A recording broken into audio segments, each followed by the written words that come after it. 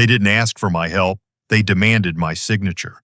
My own daughter stood behind the pressure, and my mother delivered the sentence that split our family down the grain: pay up or you're not one of us. In one afternoon, I learned my name had been pasted onto a loan I never agreed to, my reputation fed to strangers online, and the word father reduced to a credit line. This isn't a story about shouting. It's about choosing a boundary that hurts now so you don't bleed forever, refusing to co-sign, tracing the digital fingerprints, and teaching the person you love most that respect is paid in receipts, not promises. If you've ever been told love means opening your wallet and closing your eyes, stay with me. This is the moment I kept my name and made her keep the truth. Before we dive into today's story, take a moment to share where you're watching from. We love seeing how our stories bring people together from every corner of the world. Your thoughts and comments are what make this community so special, and we're truly grateful to have you here. If you haven't already, don't forget to hit that subscribe button and turn on notifications so you never miss a new story filled with drama, resilience, and unexpected twists. Now, settle in, get comfortable, and maybe grab your favorite drink because the ferry hums like a tuned engine idling under my feet, a low reassurance stitched into the gray of Puget Sound. Dew beads on the rail. The steel deck has that slick sheen the first rain gives everything in Seattle, a film between boot sole and world. I wrap my hands around a paper cup and watch the cranes on the waterfront draw their crooked silhouettes against a sky the color of old pearl. Morning is orderly if you let it be. In my line of work, order is a promise you keep with both hands. I ride in with the first wave of commuters, Bainbridge to the port, a straight seam across Elliott Bay. I've made this crossing enough times to know the horns pitch in fog and in clear air, enough times to feel the boat list before it really does. These tiny predictions are how you survive a place where steel swings over heads and time is measured in lifts. I hold to them the way a man holds to a railing in a swell. There is a photo in my wallet tucked beside two worn bills. Karen, my wife, on a hill above Lake Union, hair pinned by the kind of wind that makes you laugh because it chooses mischief over grace. When the doctors began counting what time wouldn't give back, she would say one thing twice, soft as if telling me a trade secret. Set boundaries early to spare later pain. I took it as scripture. I wrote it on the first page of a small ledger and have been writing it in different ways ever since. Before dawn, I checked the tarp over the skiff behind my house, brushed off the fire needles, and rolled the canvas back just enough to touch the seam I epoxied last weekend. The boat is older than my daughter by 20 years and more honest than most people. Wood tells you what it is if you listen. Each bolt, each scarf joint, each thin curl from the hand plane has a line in the maintenance ledger, a chronology of care. That ledger steadies me. If the world frays, I can still tighten a stainless screw and see the thread take. At the port, the shift whistles us into the loud part of the day. My office is a glass box overlooking lanes of containers, a clerestory for a practical cathedral. I review safety checklists, initial the maintenance sheet, and sign the daily ops plan. I sign without flourish, block letters deliberate. You don't decorate your name when other people will work under it. I tell my crew the same thing about rigging. Pretty knots won't keep a load from drifting. There is a rule I keep taped inside a locker. Never sign when your heart is hot. Sophie is 22 now. She has that infuriating and admirable certainty kids carry when they live close to cameras. She grew up in a house with books and budgets and a piano that went out of tune fast in damp weather. She also grew up with grandparents, Marjorie and Walter, whose love is generous and sometimes shaped too much like applause. They live on Queen Anne, where Hill and View do half the talking. I love them both. I have learned to edit their advice. At lunch, the crew compares notes about children who don't call back, children who call only when cars die, children who swear the rent is a conspiracy. I listen and smile and think about the line between indulgence and care, a line the tide smears and redraws. Needs are not wants, I tell myself. It is an old, unglamorous sentence, but it is mine. Sophie's world arrives to me as a mosaic on a screen, polished invitations, a flash of glassware, the crisp angle of a sneaker no one wears to get dirty. I refuse to make the simple mistake of turning images into verdicts. I file them as context. She is ambitious. She wants the world to open on the first knock. At her age, I wanted the world to simply stay put. I kept a sub-account years ago when tuition bills came in like tide tables, predictable and relentless. After Karen died, I left the account in view-only mode, shut down every auto draft, reduced it to a pane of glass. It reminded me to look, not to spend. I check it some evenings the way you check the back door, not because you're afraid, but because vigilance is a form of love. The rain returns on the late boat home, fine as mist over the sound, and the day lets go in small creeks. I put the kettle on, set my ledger on the kitchen table, and enter 2 short lines for the skiff. New washers on aft cleats, sanded out a run in the varnish. I like the rasp of pencil on paper. I like that paper keeps you honest. The phone buzzes once on the counter, then again with the insistence of a fire alarm refusing to think. The subject line reads urgent. Sophie's message is concise, written in the clipped grammar of sales pages and countdown timers. She needs $3,600 to lock a diamond membership tied to a weekend gala, a gateway, a network, a door that, if not shoved open now, will close forever. There is a sentence about family honor, about not looking small when others are watching. She includes a link polished enough to see your face in it. I look at the numbers and the nouns and feel the furnace door swing open in my chest. Then I close it. I set the phone down and fold my hands together until the heat travels up and out through 10 fingers. Karen's line finds me where I stand. Set boundaries early to spare later pain. My locker rule finds me too. Never sign when your heart is hot. I walk to the window and check the weather that isn't on a screen. The bay is slate, the neighbors' lights blur in the rain, and a ferry moves like a careful thought across the water. I count to 30. I breathe like the ship's horn sounds, long and measured, warning the fog as much as answering it. On the table, the ledger waits for an entry. I write 1 sentence on the top line and underline it. Review request in morning. Confirm contracts. Verify terms. Require her contribution. It is not poetry. It is a boat builder's list, a father's list, the kind of list that builds a place to stand. I turn the photo frame so Karen faces the room and not the wall, pour the kettle into a mug, and let the night settle. Decision is an appetite and a skill. Tonight I feed neither. The phone stays silent where I leave it, between the ledger and the picture, 2 witnesses with no voice and good memory. Outside, a horn drifts over the water and the sound finds an answering space inside my ribs. I will look at links and numbers when the light is clean. I will hold my name like a tool I intend to keep. I called when the house had settled into that respectful hush rain teaches a place. Sophie answered in a room that sounded tiled and echoing, music too bright for a weeknight. She launched straight into the pitch like a host reading copy between segments. The diamond membership wasn't just a pass, she said. It was access, a bridge to people who could place her in rooms where introductions were currency. The gala was this weekend, the price point fixed at $3,600, the window small by design so only the serious made it through. There would be workshops, panels, a camera crew, a downloadable media kit with her face on the masthead. She said it quickly, packaging hope and hurry together as if they were the same thing. I listened the way I do on the pier when storms are moving in. Let the wind speak, then measure. I asked for the contract, the refund policy, the deliverables schedule, the names of 3 people who had used this exact pathway and could prove outcomes that weren't just followers and confetti. I asked what portion of the fee she would shoulder from work already done or a plan to earn it. The beat between my request and her reply was the kind that turns a room cold. She pivoted to tempo. These offers evaporate, she said. This brand of door closes not because it is cruel, but because it is prestigious. She said her grandparents agreed in principle. She said delay would look small and fearful. It has to be tonight, she added, a line that didn't sound like her voice so much as a script she'd been given to wear.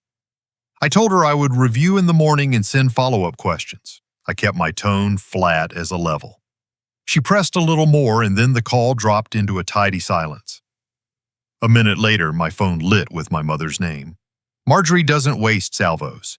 She went to the matter itself, the optics of generosity, the way families present themselves in moments that count. The words rubbed in one direction only. Pay or leave this family, she said, like a stamp slammed onto a form. Somewhere behind her, Walter murmured something I couldn't catch, and then the line tightened again. I thanked her for calling. I told her I'd send an email. I hung up before my heart could rise into my throat. Procedure steadies the hand.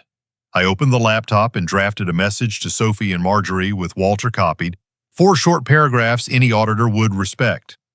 I asked for 48 hours to read the membership agreement, verify the organization's registration, check the Better Business Bureau complaints and the State Attorney General filings for fee dispute patterns, and confirm chargeback windows if delivery missed.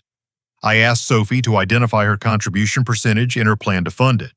I timestamped the request, attached a list of documents I expected by morning, and kept adjectives out of the body like dangerous tools out of reach. I signed my name without flourish and sent the thing into the wet night. Old habits ran a finger along the past. Years ago, when tuition kept coming like tides, we'd created a sub-account as a clean lane for school costs. When Karen died, I locked it to view only and dismantled every automatic pull I could find. Even so, I remembered a handful of odd push alerts months back. Failed logins, unfamiliar devices, moments I had chalked up to background noise and postponed for later.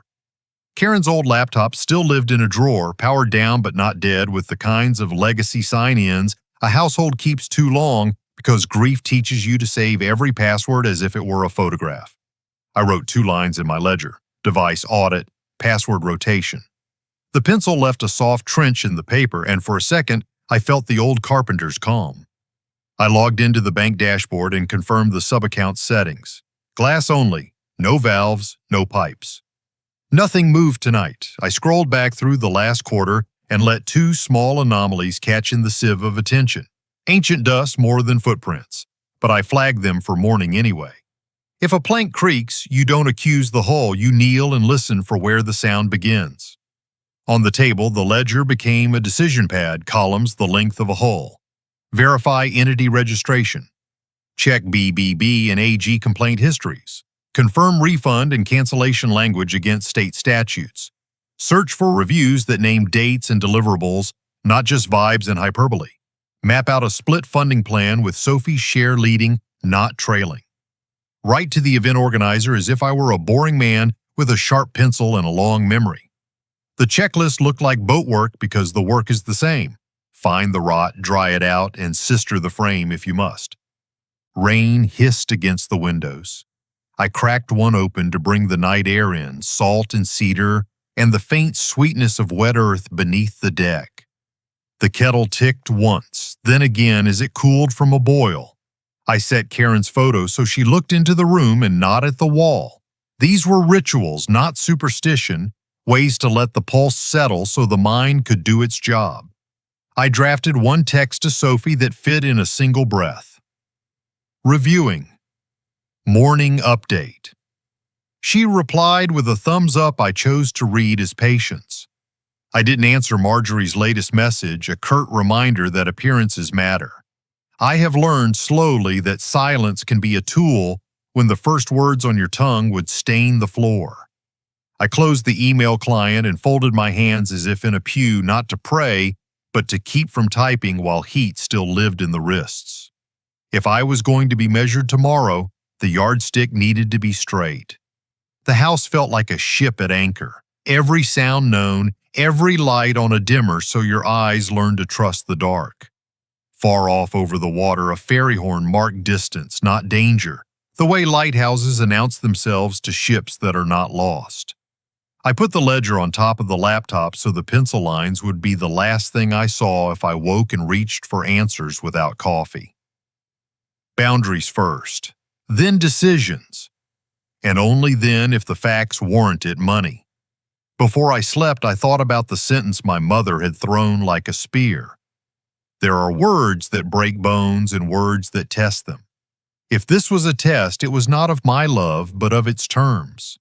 I lay down with that thought held steady in my chest. Morning would bring the dull work and the bright light, the kind of light that reveals where grain runs true and where it lifts. Somewhere in that light, the door would close or stay open on its own merits. I let the rain finish the chapter for me and turned my face to the clean side of the pillow. a man choosing process over pride, steadying himself for whatever sound the next alert would make.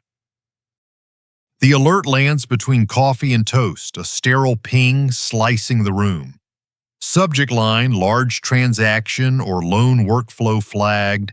The lender's name is unfamiliar. My chest tightens in that small warning I've learned to respect without obeying. I set the mug down, open the laptop, and breathe like a man preparing to lift. The ledger sits beside the keyboard, pencil sharp. Procedure first. I call the number in the header, not the button in the body. The rep runs me through the gauntlet: full name, last four, address history, challenge questions about a car we never owned. Then the engine turns over. A consumer loan application was submitted last week for $8,500. Applicant, Sophie Bennett. Cosigner, D. Bennett. The file shows an e-portal submission, e-signature attached, status pending review. I ask for the signature block and a hold. The scan arrives as a PDF. I enlarge the page until letters go jagged. The strokes tilt like mine, but miss the habits I never skip. I block letter my name on anything that matters. The crossbar here sits high and casual. Someone chased a flourish I don't use. Close is not consent. I call Sophie. The room around her sounds tiled, music bright. She frames it as a placeholder a mentor suggested. To secure a rate, says systems pull names from profiles and mine must still be attached from tuition times. Says she will sort it out later. I keep my voice level and ask for the mentor's name. Silence glints, then a promise to text details and the call ends. I ask the lender to annotate the file. Cosigner denies consent. I request a cancellation ticket, a case number, and a letter on letterhead. Reference numbers go into the ledger, neat as coordinates. I write a short script before dialing my mother. She urges speed, the optics of confidence, the plan to sign now and reconcile later. I use 6 words only. I will not sign anything hot. The next hour becomes a lockout drill. I freeze credit, place fraud alerts, and pull recent inquiries. I turn off old autofill, revoke legacy tokens, and inventory devices, starting with Karen's laptop. The bank dashboard shows the old sub-account as I left it. Glass, not a valve. Still, I flag 3 relic device names I don't recognize. I draft a notice to the lender's fraud desk. I dispute the signature, attach my ID, request application metadata, IP addresses, device fingerprints, timestamps, and demand written confirmation that the file is on hold and the cosigner designation void.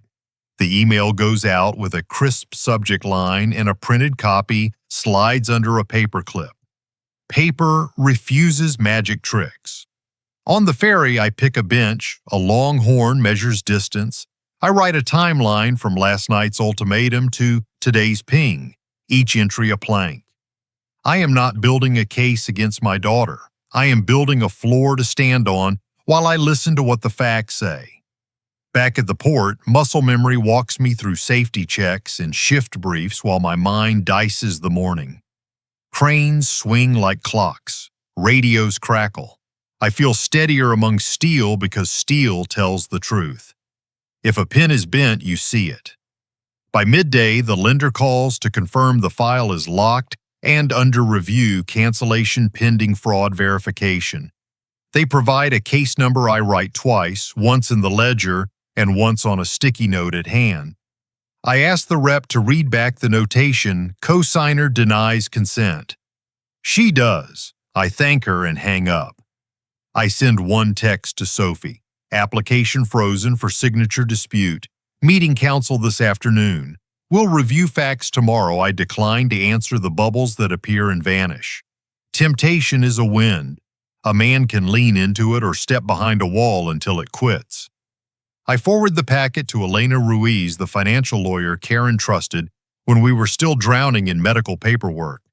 My email is brief: facts, attachments, timeline. Her reply arrives within the hour. She books me for late afternoon, asks me to avoid contacting any organizer or mentor, and sends an intake link for statements and screenshots. The instruction lands like a guardrail in fog. Rain wets the office windows. I finish the last walkabout and shut my door.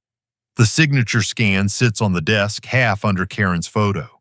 I do not feel betrayed so much as recruited without consent into a march I would never join. There are two words for that. Fraud is one, family is another. Tonight I will keep them from touching. Before I leave, I list completions and tomorrow's tasks. Freeze, alerts, lender hold, counsel booked, pull credit reports with Elena, audit any virtual card creation, reconcile device logins, request call recordings if they exist. The list steadies me the way a keel steadies a hull. Outside, the ferry leans into the channel and the horn writes a long note across water, a line saying "not now" to everything that isn't solid. Elena's office sits 12 floors above traffic, quieter than any chapel I've known, the kind of quiet built by heavy doors and good habits. She reads my packet without drama, stacks it by theme, and sketches a simple order on a yellow pad. Identity risk first, money trail second, messaging last. Her manner moves air out of panic. Containment, recovery, documentation, she says, as if laying tools on a bench. I nod and let my shoulders settle. Procedure isn't comfort exactly, but it is ballast. We pull fresh credit reports from all three bureaus. Lines print like tide charts. The 8,500 inquiry sits bright in the current, and around it cluster small pings from fintech outfits with names that try too hard. Elena circles dates with a thin pen, grouping them into the week Sophie began pushing the gala. Pattern is the word no one wants when Hope is doing the talking. Hope loves exceptions. Patterns don't. Next, we open my bank and wallet dashboards. Elena finds what I didn't know to look for. A virtual card spun up weeks ago, attached to a device alias that matches the old footprint from Karen's laptop. The card shows a spray of microcharges and test deposits, the on-ramp behavior she's seen when someone feeds a new spending channel. Event platforms. Boutiques dressed as clubs. A vendor selling media kits like confetti pellets. Each charge by itself looks small. Together they draw a funnel with my name at the narrow end. She dictates a compliance checklist while I type. Screenshot logs with timestamps. Request device fingerprint metadata from the wallet provider. File a written consumer fraud notice with the lender. Consider a complaint to the Attorney General if signatures keep wandering. Rotate passwords, revoke tokens, force sign-outs across remembered devices. Destroy the virtual card, document its death, then make every password long enough to bore a thief. Steps are a bridge when water runs hard. I follow them across. When we finish the sweep, Elena greenlights a measured family proposal. Offer Sophie a lawful path back, she says, not to spare feelings, but to build record. We draft a one-page plan and slide it into a clear sleeve. Stop event spending. Take a part-time job with verifiable hours. Contribute a fixed percentage to unwind charges. Agree to a no cosigner rule. Meet weekly for review. My name goes at the bottom, not as guarantor, but as witness that the door exists. Rain blurs the windshield on the way to Queen Anne. I rehearse the language of options instead of blame, the way foremen rehearse safety briefings. Marjorie's dining room glows as it always has, the table polished to a version of truth that reflects only what stands directly above it. Walter stands at the window, hands clasped behind his back, a man who could be anyone's grandfather when he forgets to choose sides. Sophie arrives 10 minutes late with a guarded face and a phone she never sets down. I lay the findings on the table, not like weapons, but like parts from a bench. The e-signature that looks nearly right until it doesn't, the virtual card born from a legacy device, the dense microspin pointing at image over income. I place the plan beside them. I keep my voice slow so each sentence has room to stand up. I call it an offer, not an ultimatum. The plan buys her time and preserves her credit if she chooses it. No new debt, structured repayment, verified employer, weekly check-ins. I mention protection of the Bennett name by boring factual repair. I say the word steady twice, a word that invites air back into the room. Denial arrives on schedule. Marjorie reframes every charge as networking, every reservation as a credential. She says I'm reading tea leaves in dishwater. Sophie insists everyone accelerates, that the virtual card was just a tool. Walter taps the table once, a metronome of worry. A comment lands about me being stingy and blue-collar narrow. It hits like a coin tossed at a busker's feet. I let it clatter and stay on procedure. The plan remains the only path that avoids formal complaints and the kind of publicity that stains longer than debt. Sophie refuses to sign, says she needs to ask her mentor. I leave the sleeve on the table. I state the brief window during which the plan holds and the steps that will follow if it closes. I thank Walter for his time. I say nothing about respect. Every time a man says the word, it leaks out of the sentence like air from a seam. Outside, the rain has become a fine static that turns streetlights into planets. Halfway to the truck, my phone buzzes with the lender's name. The frozen file shows fresh activity. The application has been revalidated from an IP geolocated to Spokane. A witness by note includes a name, Gavin Mercer. The screen's light goes narrow and white. Someone pushed a door I had locked, and they did it with enough confidence to leave a signature behind. I screenshot the message, forward it to Elena with a short subject, and save the original in 3 places. Then I open the ledger and write a line that is both instruction and oath. Facts choose the next move. Under it, I add tomorrow's work, metadata request, confrontation logistics, a location where microphones catch more truth than tempers do. The truck starts on the second turn. Wipers carve a temporary cleanliness I know won't last. The plan sleeve rides on the passenger seat like a guest who wasn't invited to stay. I drive down the hill feeling the peculiar calm that follows a clean escalation. Reason without boundaries invites daring. Tonight, the boundary is a wall, and the door in it has hinges I intend to check with both hands. In the rear view, Queen Anne's lights float above the bay like a deck too high to board. I keep my eyes forward and my name close, the way a worker carries a tool he means to keep. If you're still watching and finding these insights helpful, please comment number 1 below to let me know you're with me. Now keep going. The door we thought was locked won't stay that way for long. The community room smells of lemon cleaner and varnish, fluorescent lights, humming like insects that never tire. I arrive early, line packets in a neat row, and set a white pad with a simple timeline. Karen used to play the piano in the corner. I think of wood grain, not keys. Ground rules come before chairs scrape. One voice at a time. Facts before opinions. No raised volume. Marjorie enters in a rigid column of perfume. Walter follows with hands folded like a prayer he forgot. Sophie sits by the wall, phone face down. Gavin Mercer arrives last, trim and smiling the way salesmen practice. He offers a hand. I nod and gesture to the table. I open with case numbers. The loan was frozen, then revalidated from Spokane. Here is the lender's hold email. Here is the e-signature. Almost mine, not mine. I point to the crossbar I always draw square, and the forgeries tilt.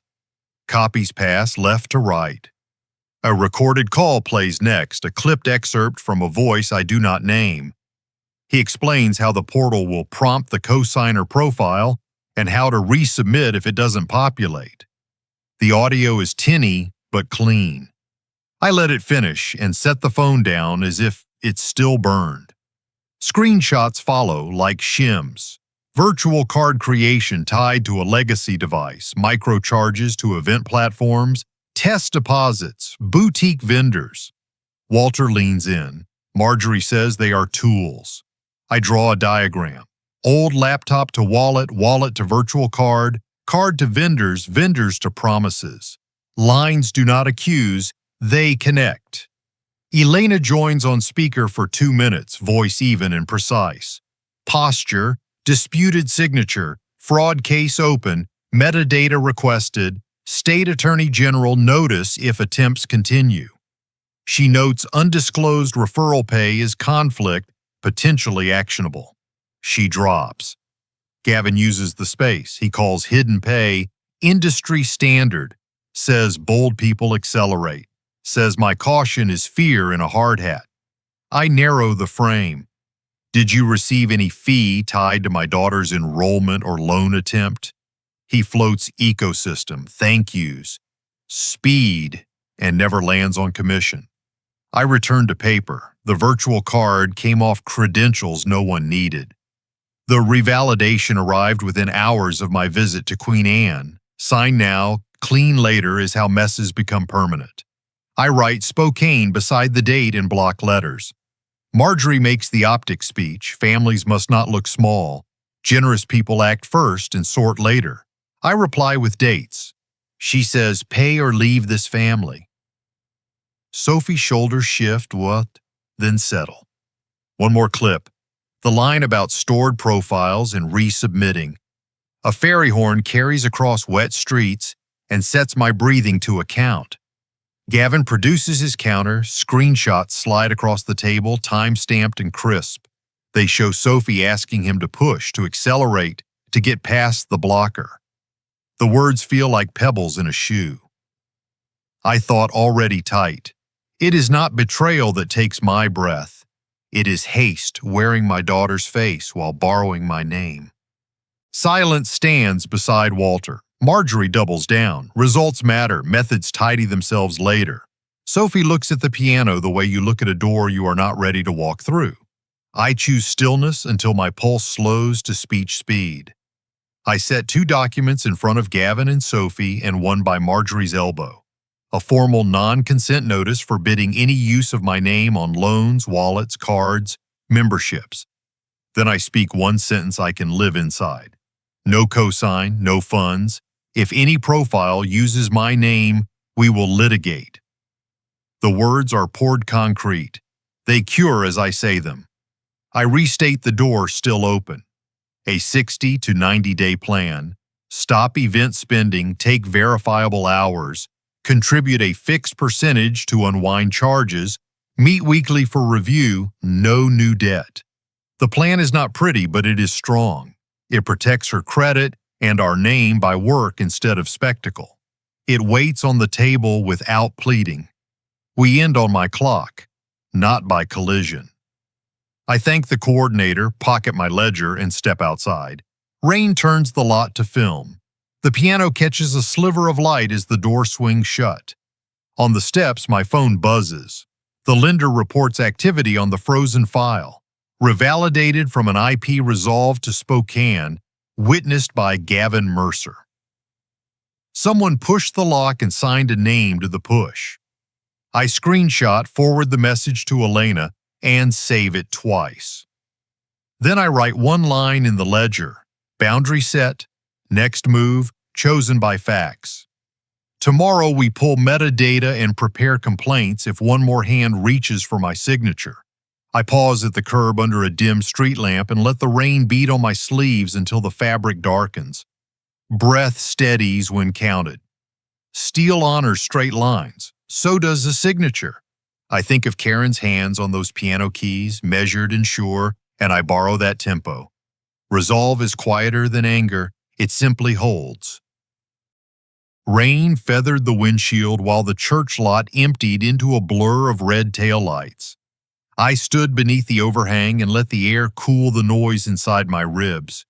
The email from the lender, Spokane, witnessed by Gavin, sat bright on my screen. I copied it to 2 drives, forwarded it to Elena with a single subject line, and slid the phone into my pocket like a tool I wasn't done using. Counting breaths helped. 4 in, 6 out. Karen taught me that when scan rooms turned clocks into enemies. The ferry ride home reset the pace. Diesel hum, soft pitch, a cabin of strangers who knew enough not to talk. I opened the ledger and wrote the boundary as 3 lines I could keep under any weather. No cosign, no funds, no use of my name, ever. Writing it made the rule feel less like stubbornness and more like architecture. You build a beam to carry load, you don't apologize to gravity when it holds. At home, the kitchen ticked with old heat. I printed the 3 lines on letterhead and signed them with the steady block I've used since I was 19, and a foreman handed me my first clipboard. Elena called as the paper cooled. Her voice made a straight line out of the last 24 hours. Notices first. Teeth visible. She dictated phrases that would survive scrutiny. Non-consent, cease and desist. Consumer fraud dispute, request for metadata, IP, device fingerprint timestamp, preservation of records. She told me to hold the Attorney General intake form in reserve and to avoid any contact with organizers beyond service of documents. I wrote as she spoke and felt the angle of the room correct. It became a pre-dawn sprint against distraction. I assembled packets, clipped case numbers to the top sheet, and exported PDFs to a secure folder Elena had opened for intake. I toggled read receipts, logged the sends in the ledger, and stacked hard copies in a brown envelope. Password rotation came next. Old tokens died, hardware keys replaced charms, remembered devices were told to forget me. Confirmation screens stacked up like fresh planks laid straight. I photographed each one and added timestamps. A man can't outrun every storm, but he can caulk the seams and keep the bilge pump honest. The plan for Sophie went back through the printer, 30, 60, 90 days. No event spending, verifiable hours. Fixed contribution toward the charges. Weekly reviews in public daylight, not text storms. I dated the corner and wrote a simple condition, open through Friday 5 p.m. It was not generosity, it was a map that refused to lie about distance. I placed it in a clear sleeve and set it by the door with the envelope of notices. My mother's messages arrived in tidy bursts. She used phrases polished by decades of committee meetings, the kind that pretend to offer options while pointing to only one. I didn't argue. I sent a photo of the boundary letter instead. Walter's text came later, 6 words that fit my pocket. Are you safe? Need anything, son? I told him yes and asked if the boat he'd loved as a boy still creaked at the 3rd rib. He replied that some sounds are honest and not to be fixed. Sophie knocked just before sunrise. The street was the gray of clean slate. Her eyes looked like she hadn't slept inside it. She held the sleeve I'd left on Marjorie's table, the page still crisp, the signature line empty. She asked if the rule was a forever no or a performance meant to scare people who didn't understand me. I told her it was a policy, not a scene. Policies keep a roof over 2 people even when one of them is angry at the weather.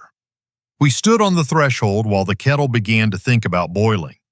I laid out the fork without rhetoric. One road asked for work hours logged by someone other than us, a fixed percentage of repayment that would hurt without maiming, and a weekly chair across from mine where numbers were the only language. The other road lived with lender blocks, formal complaints, frozen profiles, and the permanent retirement of my name from any profile not mine. The plan protected her credit and our family name by making both serve facts. Love without boundaries, I said, doesn't keep a roof from caving. She looked past me into the kitchen like it used to hold easier meals. She asked for 48 hours, then talked about acceleration the way swimmers talk about currents. She admitted she was afraid of looking small. I told her small was missed payments and apologies that arrived too late to stop interest. Steady is how big happens. Neither of us moved. I didn't press the pen into her hand. I set the sleeve on the counter beside a clock and took one photograph that framed the unsigned line and the minute hand. If this ever had to be remembered by strangers, it would be remembered clean. She flinched but didn't argue. A single tear tried the corner of her left eye and thought better of it.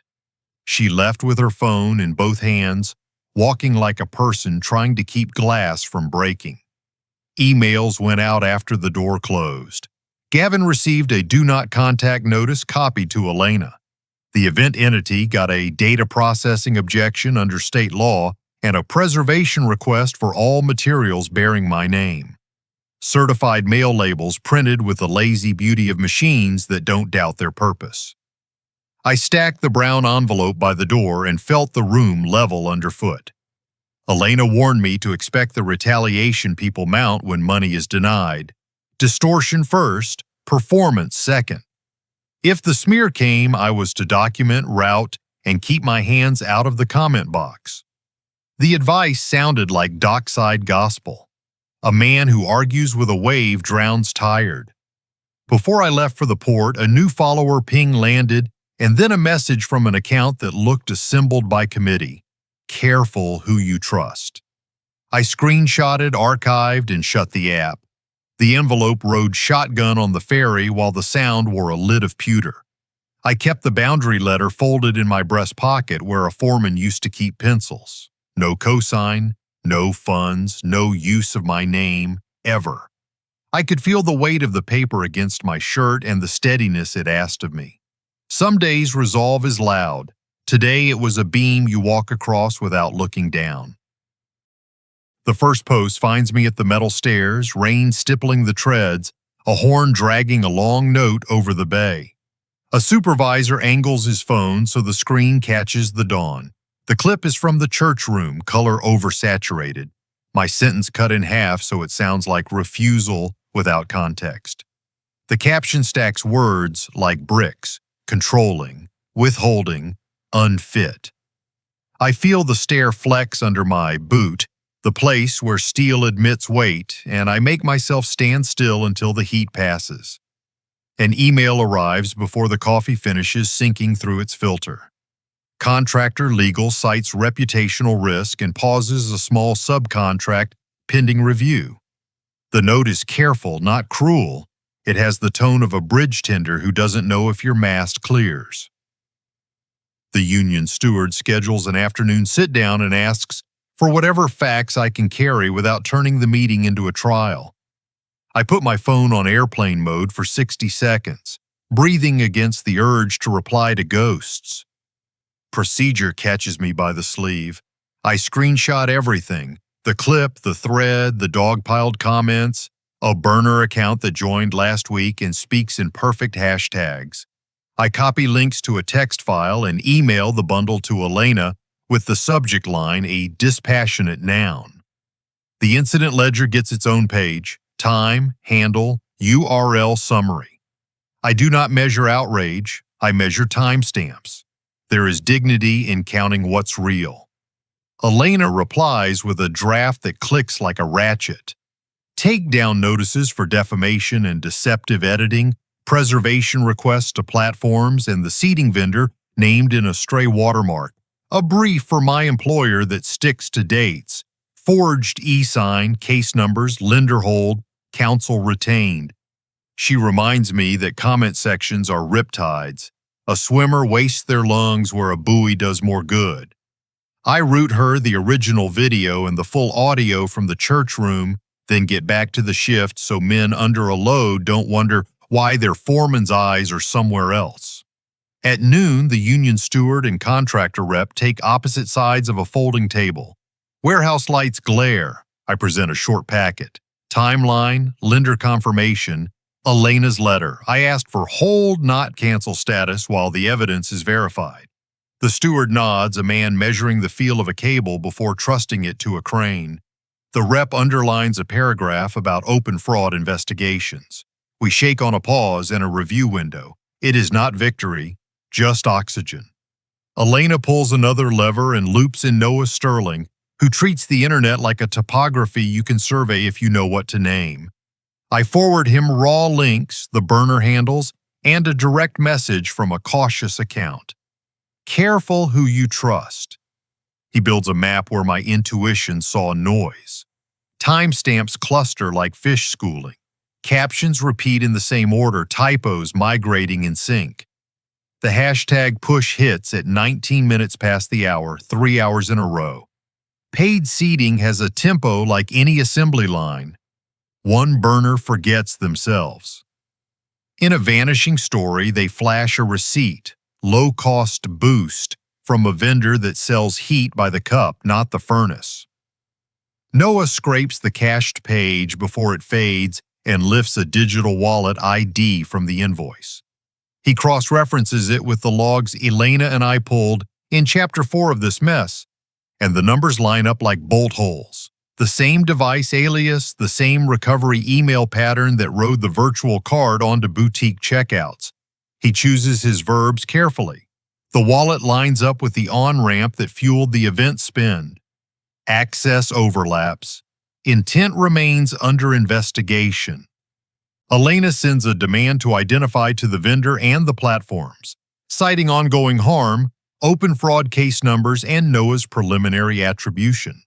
She wraps it with a preservation order for logs, IPS, and any internal chat that moves blame up the food chain. To the contractor, she forwards a calm memo. Paid manipulation indicated, disinformation actioned, request that the subcontract remain held, not terminated, until takedown's complete. The union steward calls an hour later to say the bucket stays on its hook until the tide sorts itself. A text from Sophie blinks between alerts. She says she didn't hire anyone, that she only gave access for a media kit because everyone shares access to move faster. I type one line and stop there. Revoke any shared wallet access immediately. Send confirmation. She answers with a screenshot of a settings page in the toggle flipping gray. I save it, then add a note in the ledger in the same block letters I use for the name that matters. Platforms move the way heavy machinery does when the alarm is loud enough. First, the stitched clip goes dim, then 2 burners fold. Then a hash of mirror posts unspool like bad rope. The seeding vendor replies that the client account tied to the wallet has been restricted and logs are preserved for legal. Each confirmation lands like a clean clank from a properly set pin. I don't mistake these sounds for comfort, but I trust them more than applause. Before dusk, the contractor emails a reversal. With takedowns in effect and council documentation on file, they reinstate the pause subcontract and mark the review a living file rather than a termination. The steward calls to confirm the next day's start time and adds a steady sentence that fits wherever you need it. We'll stick to paper, not rumor. I feel a breath I didn't know I was holding go out past my teeth. Relief isn't joy, it's pressure leaving a pipe that was about to scream. At home, I stack receipts like lumber, platform notices, vendor reply, union memo, reinstatement email. The incident ledger acquires a calm ending to a loud day. Outside, the sound puts away its color and turns the kind of gray that forgives mistakes you didn't mean.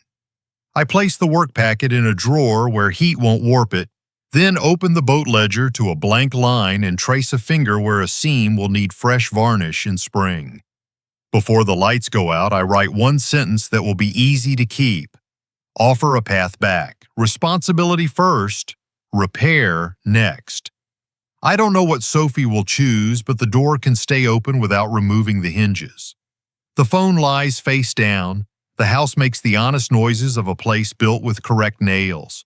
Tomorrow won't be a victory lap. Tomorrow will be a plan. Morning began the way good plans do on a cleared surface.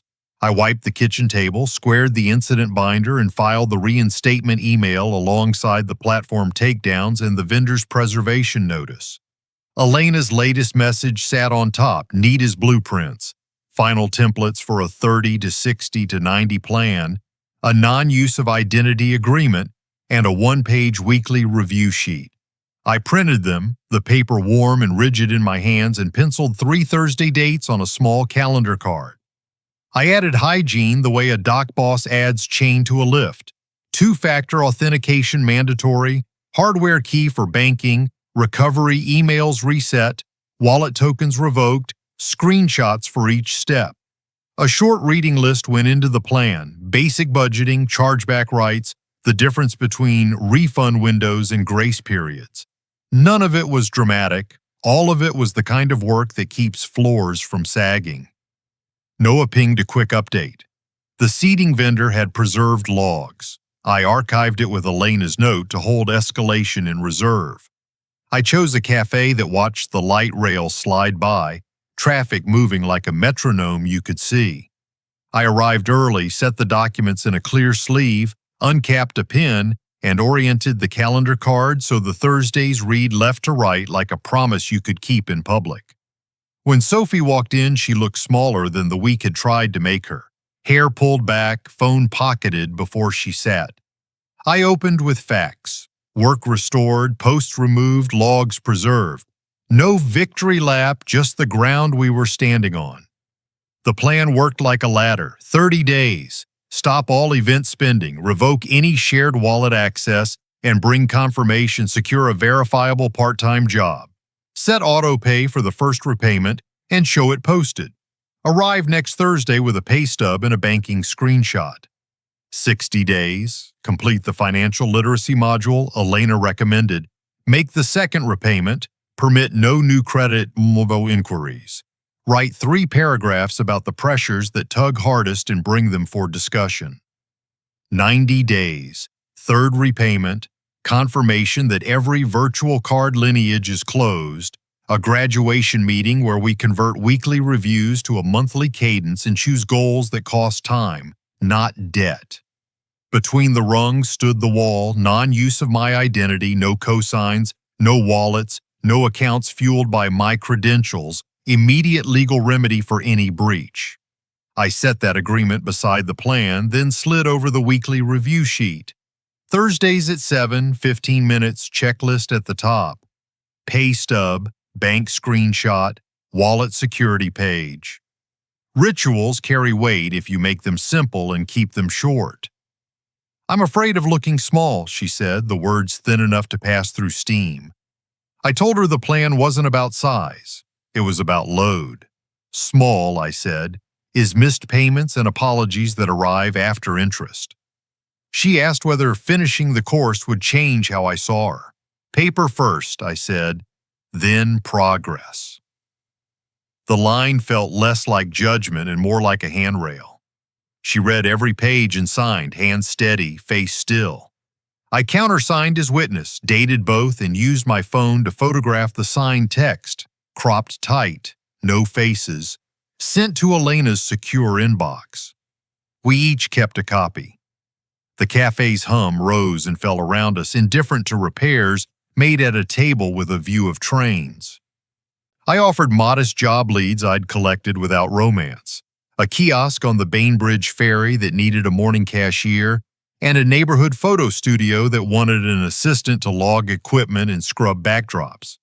She circled too, set reminders, and wrote the interviews into her calendar with a seriousness I recognized from her childhood when a task was finally doable.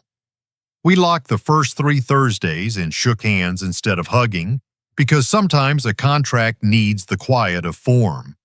At home that evening, I drafted the family memo to Marjorie and Walter as if an auditor might one day read it aloud.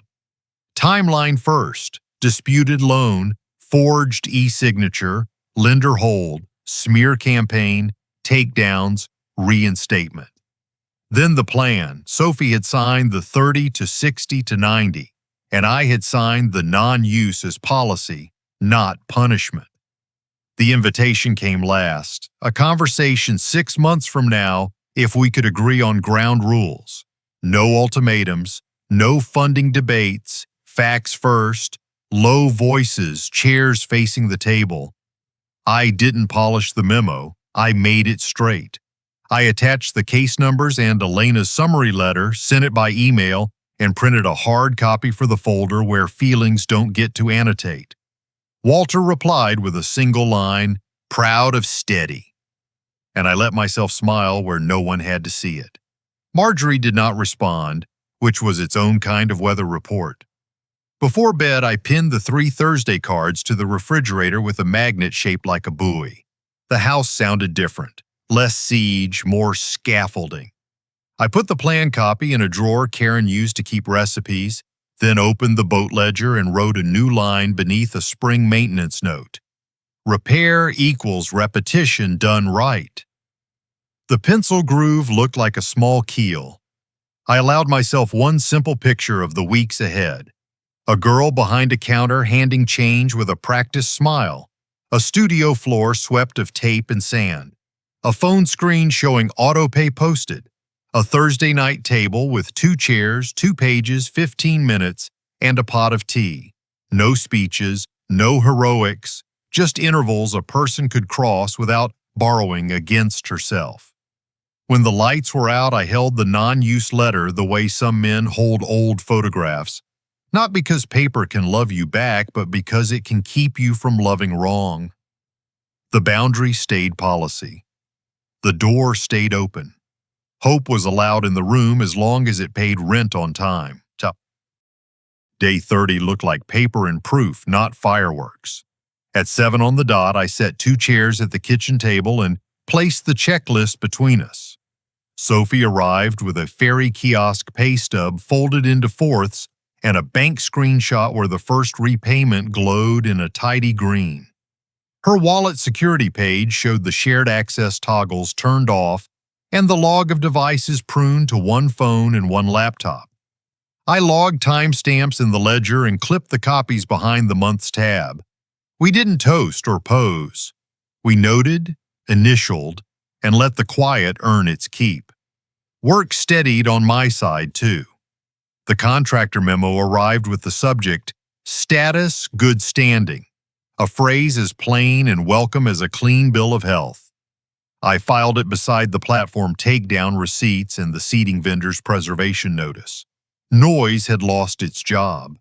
In the yard, the rhythm returned. Radios low, cranes moving like good clockwork. Men under load looking where they were going and trusting I would do the same. I felt the dignity of boredom in places that had been too loud for it, and I guarded it like cash.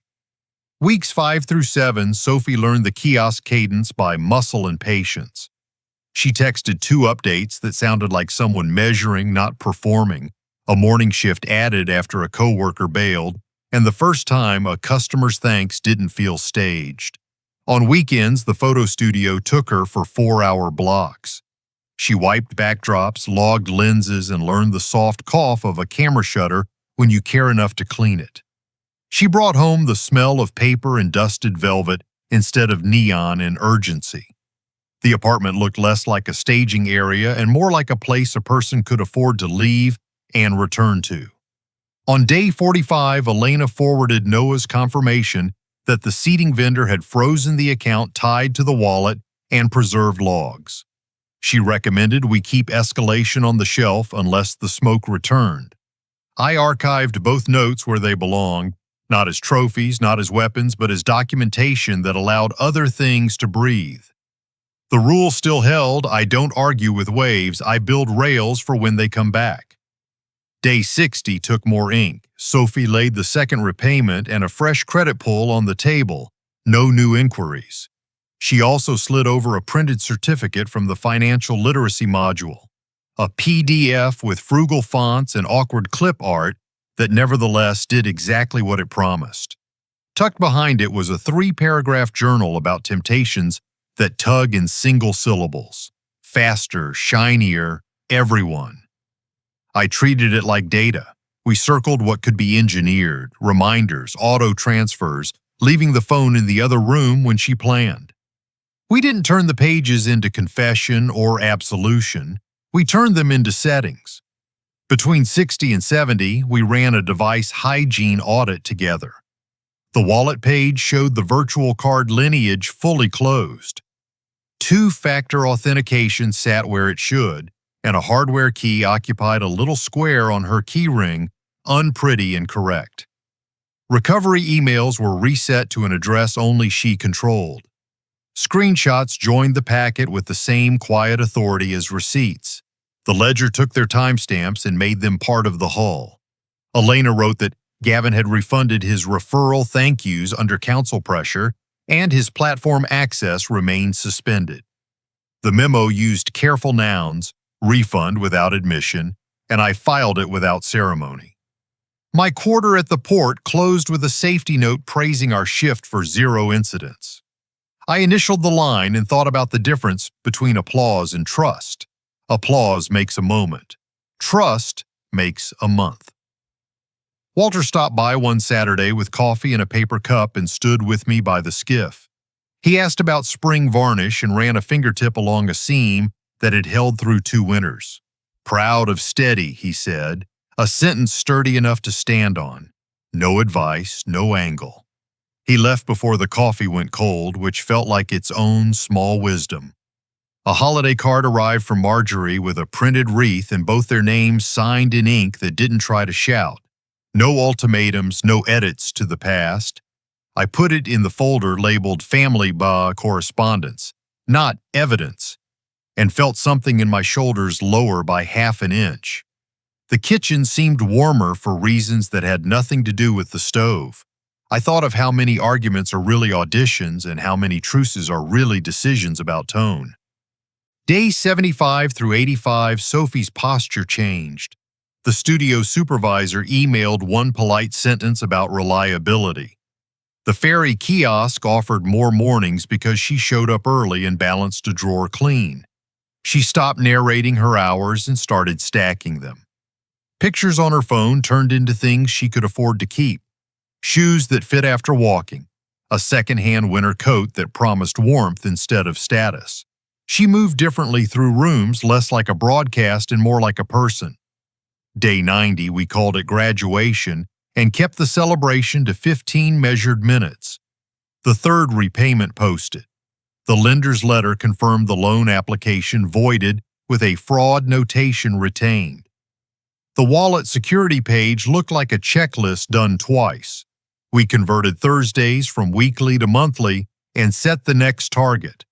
An emergency fund that could cover 1 flat tire and 1 bad week without panic. We re-signed the non-use of identity letter as an annual policy, ritual instead of drama. Doors stay open best when hinges are oiled on a schedule. I logged the completion in the ledger under a new header, repairs achieved, and wrote a spring job for the skiff. Sand and re-varnished the gunnel, replaced 2 worn screws with stainless, checked the 3rd rib where sound travels honest. Sophie wrote a sticky note in small block letters, stuck it under my line, and grinned without asking permission from the room. Pay for my own class by June. It looked like a promise made to herself with no audience but paper. That night the ferry horn carried over calm water and the house breathed like it had learned something. I thought about what it held and what it bent. Boundaries turned out to be beams, not fences. Work repeated on time felt like dignity, not punishment. Receipts outran rumors. Facts made a bridge I could walk across without looking down. I left the ledger open to the page where repairs end and maintenance begins and turned out the kitchen light with a hand that knew its own strength. I closed the binder, peeled off the masking label that had read Incidents, and wrote a new one in block letters, Maintenance and Repair. It felt like swapping out a warning light for a work lamp. The kitchen had that evening hush our house knows. Appliances ticking down, water shouldering the shoreline, the ferry horn practicing its long vowels somewhere out on the sound. On the fridge, the magnet held a slim card that used to list Thursdays every week. I penciled a single line beneath it, monthly, first Thursday, 7 p.m. Boundaries become lighter when they're built right. I printed the non-use of identity letter with next year's date and slid it into a file labeled Annual Policies, right beside insurance renewals and the skiff registration. The paper didn't feel like a shield anymore. It felt like a rule of the house you barely notice until it saves you from stubbing your toe. I thought about how loud that letter once sounded in my own chest and how quiet it had become through repetition. No cosign, no funds, no use of my name. Routine, not theater. The kind of sentence that keeps rafters straight. At the port, I checked the inbox one last time before shutting the lid. Status: good standing, Q4. No exclamation mark, no sales tone. Just a fact like a level resting where it was meant to rest. Reputation, I've learned, is the shadow your receipts in your calendar cast when you stand still long enough. I filed the note next to the safety memo, and the contractor's review, and the drawer closed with the clean, low sound of wood meeting wood. Sophie texted a photo of the community college catalog with a yellow square around a night class on digital imaging. Below it, in her small block letters, a sticky note said, "Pay for my own class by June." I wrote the same line in the ledger under next things and gave it a target amount and 3 blank checkboxes that would fill at their own pace. She didn't ask me what I thought. She didn't have to. There are answers you give by showing up. Walter stopped by on a Sunday with 2 paper cups warming his palms. We stood by the skiff where the tarp sagged a little from winter rain. He tapped the gunwale with a knuckle like a man reading Morse from wood. "Gunwale still true?" he asked. "True," I said. He nodded as if the boat had answered for itself. We didn't talk about the 90 days or the quiet between text threads. He pointed at the 3rd rib. "You'll check that in spring." "I will." 2 sentences each. 4 boards laid back across a span. A holiday card from Marjorie arrived in a white envelope, tasteful wreath, their names inked without flourish. No revision of what came before. No summons to perform a family on cue. I put it in the folder marked correspondence and let it live there as sealing rather than pressure. Weather changes by degrees before anyone admits it did. I answered with a short note about soup and winter light and left it at that. I can walk across a room if the floor stays honest. Elena sent one more clean line. Fee returned, platform still closed to him, file dormant unless reoffended. I printed it and didn't linger. You don't keep staring at a door you've locked. You check the hinges now and then and get back to work that pays. The piano room at the church was dark when I stopped by to drop a donation envelope. The cloth lay over the instrument like a patient asleep. I set my palm on the bench, not to summon ghosts, only to thank a space for holding a hard meeting. Karen's sentence came back, set boundaries early to spare later pain, and I heard in it less warning than craft. Back home, I opened the skiff notebook and wrote the spring list. Sand the gunwale, revarnish in 2 coats, replace 2 brass screws with stainless. Check the 3rd rib for any voice that isn't weather. Boats aren't metaphors unless you force them. They're tasks you either do or decide not to, and both choices tell the truth. I set the notebook under a clamp so it would dry flat if anyone spilled a cup, then pulled the ledger closer and wrote the part I usually keep for myself. Love does not equal cosign. Boundaries are beams, not fences. Repair is repetition done right. Facts make bridges.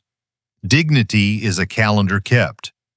Monthly Thursday came and went with the quiet grace of a chore that earns more than it costs. 15 minutes, a pay stub, a screenshot, a line about pressures, and a line about choices. We boiled tea. I said very little. Sophie did too. A person can learn to carry pride like a well-folded jacket, on the arm, ready for weather, not worn to prove a point. We set the next review and parted like workers changing shifts, not actors leaving a stage. Pride waits until the budget holds 3 months. It's patient when you make it earn its room. Night moved through the screens and settled into the house 1 room at a time. I cracked the window and let cedar and salt do their familiar work.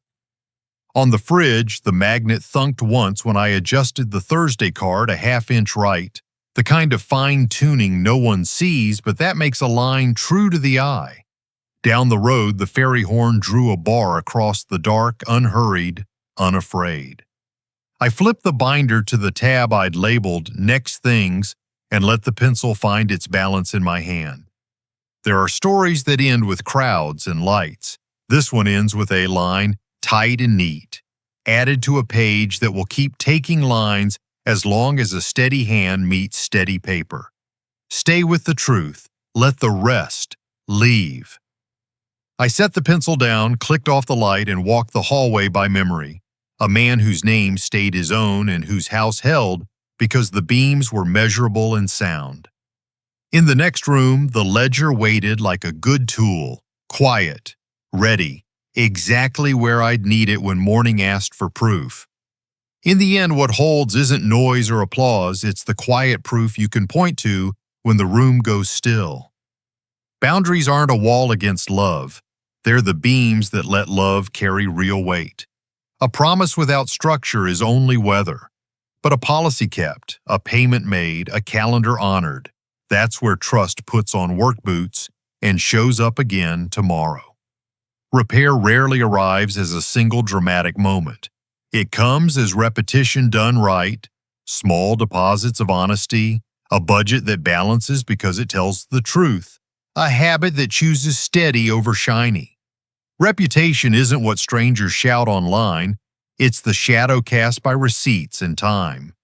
And dignity is the courage to keep your name in your own handwriting, even when shortcuts look easier and crowds are loud. There's a harder lesson too. Saying no can be an act of care. Refusing to co-sign chaos isn't withholding love. It's respecting the future enough to keep it debt-free of illusions. Boundaries don't end stories. They make room for better chapters. When the noise fades, what remains is the practice. Clear policies, measured reviews, a ledger of choices that add up to, I meant it. So take this with you. Build beams before storms, keep records before arguments, and let facts speak where feelings would only flare. Protect what's yours without apology, and protect others by teaching them to carry their own weight. The long road back to peace is paved with ordinary days done well. It isn't glamorous, but it's good. Thank you for spending your time here and for caring about stories that choose truth over spectacle.